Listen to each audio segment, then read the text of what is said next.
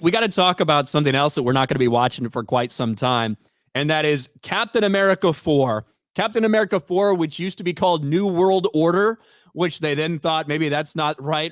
Maybe we should go something else right now. Let's call it Brave New World, which also, if you read Brave New World, it has certain connotations. But we've known for a while that this thing's a dumpster fire because they are basically reshooting almost the entire movie. They're rewriting it. They're reshooting it. They're going to do like 6 months worth of reshoots. And the movie got significantly delayed. And we had heard things, whispers about a test screening.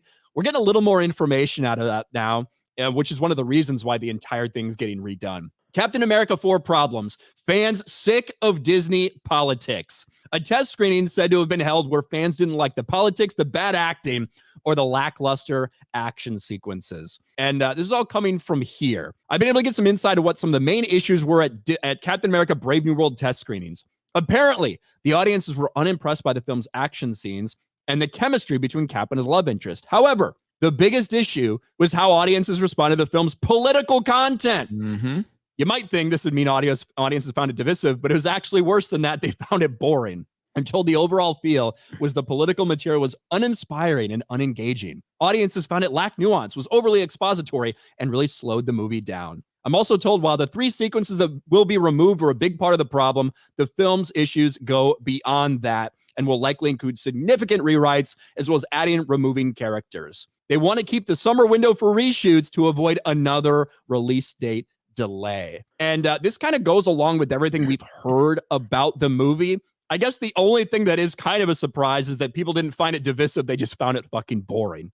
Yeah, I mean, it's almost like these people haven't been watching any of our YouTube channels that are behind the project. Like, this is exactly what it comes down to. It's not because Captain America is now black. It's because you have made him into a black character because of identity politics. People are rejecting this across the board.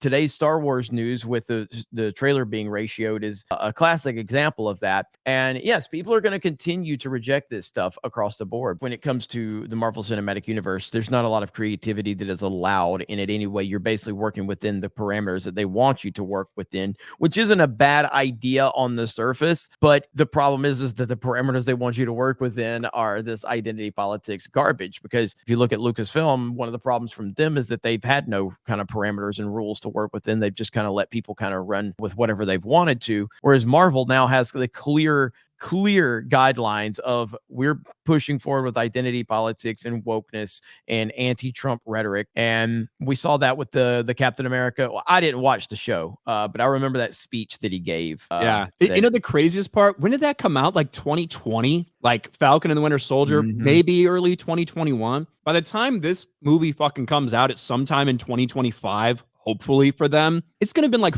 5 years since we saw Captain America in the MCU, which is kind of crazy.